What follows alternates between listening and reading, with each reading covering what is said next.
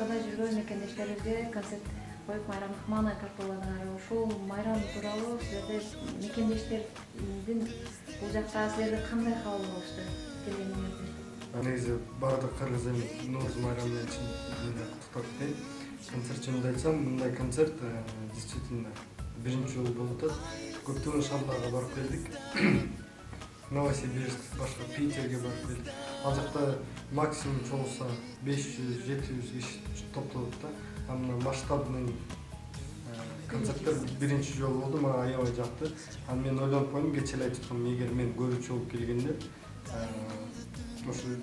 ушул акчам текке кетти деп айтып отурмун, чтоб ушул концерт бийик деңгээлде өттү да. Анан эл да аябай кол чаап, колдоо болуп турушту. Эң нерсе барышчыларга колдоо керек да. Анан ошондуктан өзгөчө гүлдөрдү берип атышты. Аябай сүйүнүп калдык. Сиздин тууралуу же Нооруз тууралуу чыгарган ырларың кече тартууларыңбы? Чыгармачылыктагы баягы ырлар мындай да. Жөн эле ырдап койбой, ошол нерсе жазганга жараша элге сиңсин деп чыгарабыз. Анын көпчүлүгү баягы мен жаштарга ырдаган үчүн ошондуктан азыр сүйүү жаатында гана ырдап атам. Келечекте сөзсүз түрдө ошондой ырлар болот. Кыргызстан, ата мекен деген ырлар бар. Бирок баягы Нооруз кандай биздин жөн ырдап койбой, аны бийик деңгээлде аткарыш керек. Арамдылыкка ошондуктан алдыда койгон максаттар да бар. Бул бир гана Ноорузга эмес, ушул Орозо, айт майрамдарына деле мындай майрамдарда алай турчу ырлар жазылат деп ойлоймун да. Азыр жаштарга көбүнчөсү кечээ ошол жаңы ырларын тартууладым. Эл уга элек, радиодон кете элек, интернетте жок ырларды кечээ тартууладым. Ошондуктан кичине болсо да эксклюзив болду деген ойдомун. Мекендештер үчүн жаңы белектер. Бишкектиктер укпай, биринчи Москвада кыргыздар укканы, бул болсо концерт берген. Жакшы. Дайыр эмне менен алек болуп атат. Алдында кандай максаттары бар? Туп-туура бир жыл мурун Нооруз майрамында Москвага келип концерт болгон. Былтыр адатка айланып калды. Быйыл да Ноорузга келдим. Москвада жүргөн кыргыздарды көбүрөөк жакшы көрүп окшойм. Андан сырткары азыркы менин пландарым жылдагыдай эле январь айынан баштап гастроль. Кечээ 7-8 март Жалал Абад шаарында койдум концерт. Бардык Жалал Абад областында кырыш керек болчу, анан бул жака келе турган болуп калып, орто жолдо райондорго калды, токтотуп калдым. Барар менен Токмок шаарында болот, Каракол, Ысыккөлдө. То есть гастроль, биздин жумуш гастроль менен. Анан буюрса жакшы пландар бар. 9 майга карата Парижде ошол жака чакыруу түшүп, Парижде кыргыздар чакырып атышат. Парижде кыргыздар майда. Францияда. 9 майрамга карата чакырып атышат. Ошондой пландар бар. Азыр майга чейинкисин айтып турайын. Андан сырткары жаңы ырлар жазылып атат. Клип бар эле, жаңы клип тартайын деп атам. То есть токтобой иштейм деп. Париж демекчи, азыр дүйнөнүн кайсы бурчуна барсаң дагы мекендеш таба алабыз. Ошо учурда чыгармачылыгың менен канча мамлекетке, кайерлерге барып концерт коюп келип атасың? Чыгармачылык менен башка мамлекеттерге чыга элекмин. Россиянын бардык шаарларына да чыктым. Буюрса эми гана интернет өнүгүппү, эми жетип атат окшойт, эми чакыруу түшүп атат. Буюрса мындан кечээ жакында Кытайда Кызыл Жарым ушундай жери бар экен, ошол жактан чакыруу түштү. Коркуп бара албайм. Тажикстанда кыргыздар бар экен, аларга интернетте келбейсиңби, ошо канча гонорарыбыз төлөп беребиз деп барып башка ырчылар барбаган жака барыш кыйын экен. Биз сендердин угабыз келип бизге да концерт койбойсуң деген айтып, ал жакта клуб кандай эч нерсени билбейсиң, ошондуктан жаңы ачуулар, жаңы мамлекеттер болду. Баары алдыда демекчи да келип. Кыздар коркутпайт? Же шаштың да алып ушундай? Жок, баягы 5 кол тең эмес дегенде ол жоктор да бар да. Биринчи башында жакшы сүйлөйт, анан уже адамды тажата баштайт да. Ар бир нерсе өзүнүн орду менен болуш керек да. Мисалы үчүн эки кишинин ортосунда чек болуш керек. Ошол чектен ашпаш керек. Ошондуктан 5 кол тең эмес, аябай жакшы көрөрмандарым бар, себеби дайым мындай көңүлдү көтөрүп турушат смстер менен. Чектен ашкан көрөрмандар бар. Номерлерин билет да, мен номерлерин кайдан алышат билбейм, таап алышат. Анда ушунун менен 2 жылдан бери номер алмаштырып электим. Алмаштырып, тажап кеткенсин. Алмаштырбай калсаң кайда номерде кандайсың? Агер Facebook, университетте биринчи курстан баштап эле интернет деген нерсени үйрөндүм. Себеби школда окуган ал нерсе анча өрчүгөн эмес бизде. Ошо биринчи курстан баштап эле интернет менен достошуп, анан кийин уже азыр социалдык четтерде бар, өзү баракча деп коет, страничка. Мисалы үчүн Момирде Кудайга шүгүр досторум аябай көп. Азыр убакыттын тардыгына байланыштуу көп адамдар өзүнө дос кошо албай атам да, себеби азыр бир досум койгон, паролун берип, көп ашыкча жооп берди. Просто принять этип, кабыл тилектери же предложениялар болсо, мага айтып коет, мен үчүн ачык болуп коет. Ал досум азыр менин страничкамды 36 000 доско жеткирди.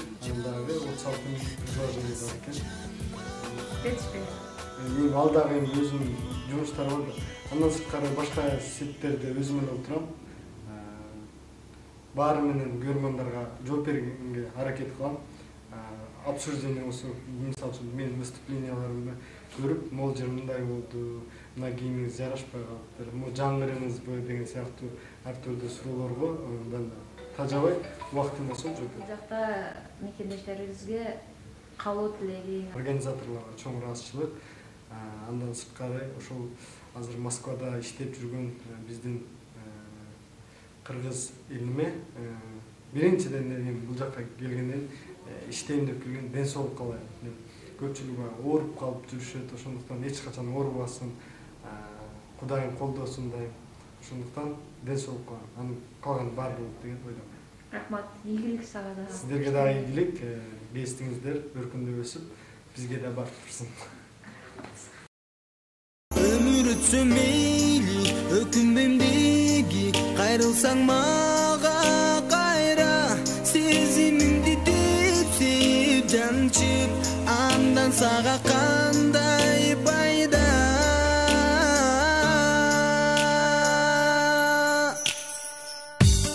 Kütümün dayın, cebi cılgan sayın, karay berip kartaydı karet.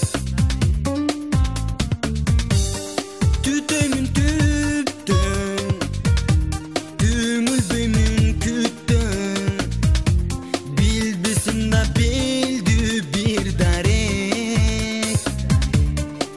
Noruз майрамы менен концерттеги калган сендеги пикирлер. Негизи биринчи жолу эмес, келип эле турабыз.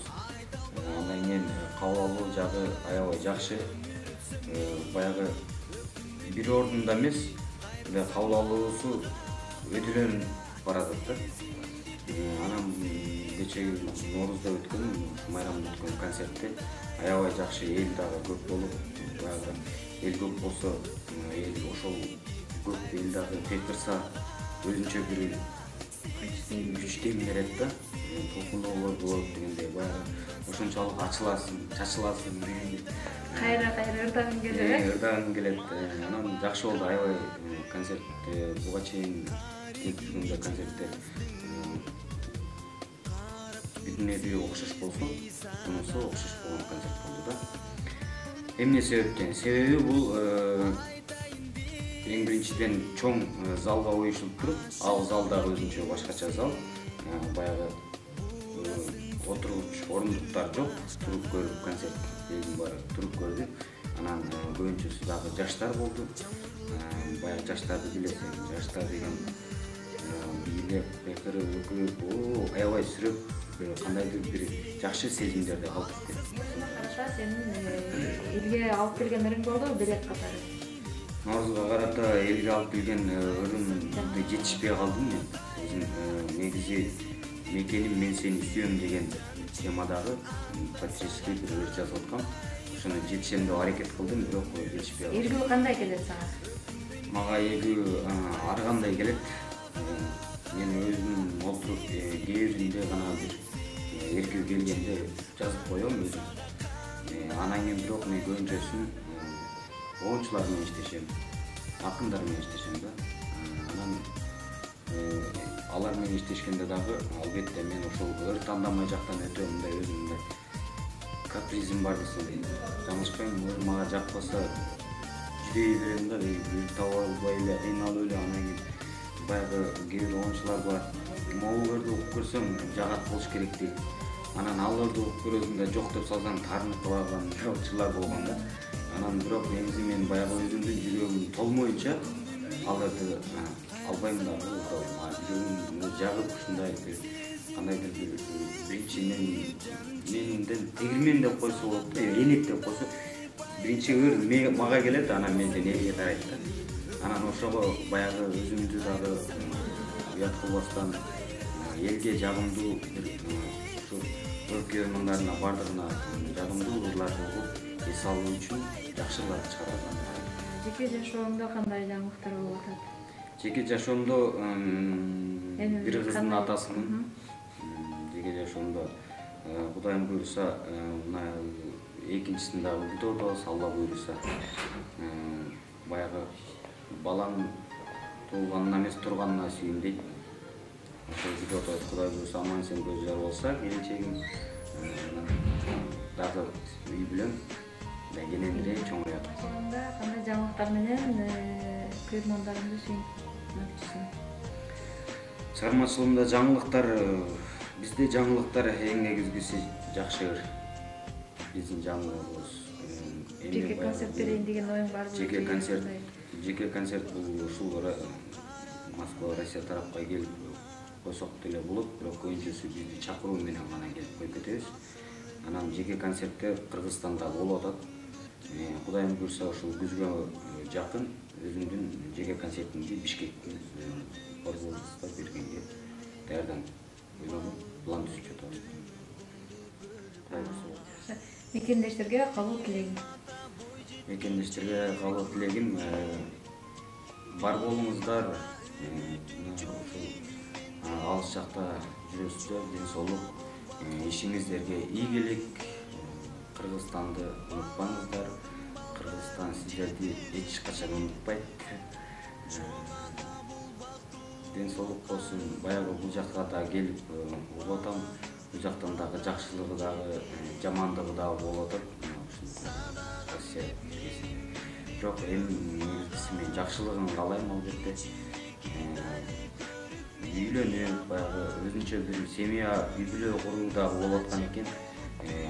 Кайсы жерде болбосун, каякта үйлөнбөсүн, эң негизгиси ушу ал үй бүлөгө бакыт каалайм, рызык каалайм.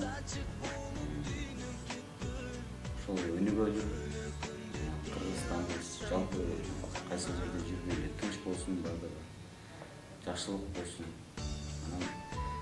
Анан ырларды угуп, жан дүйнөңүздөргө азык толтуруп, жан дүйнөңүздөрдү тазалап, мендей биз менен бирге болуңуздар. Маегиңе. Бирге газетасы дагы ачылып, көптөгөн баягы маалымат жактан кабардар кылып атасыздар.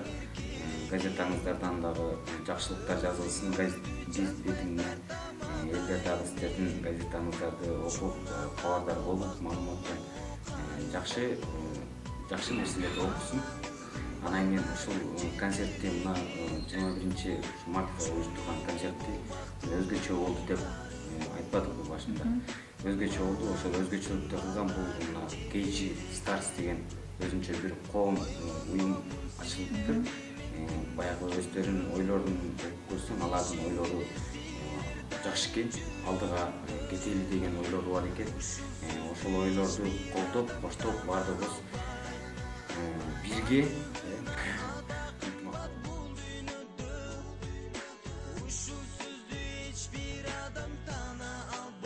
Вот мына Нооруз майрамына карата мекендештерге концерт уюштуруп ушундай элге жагымдуу маанай тартуулайлы деп Кыргызстандан ырчыларды, жылдыздарыбызды чакырыпсыңар.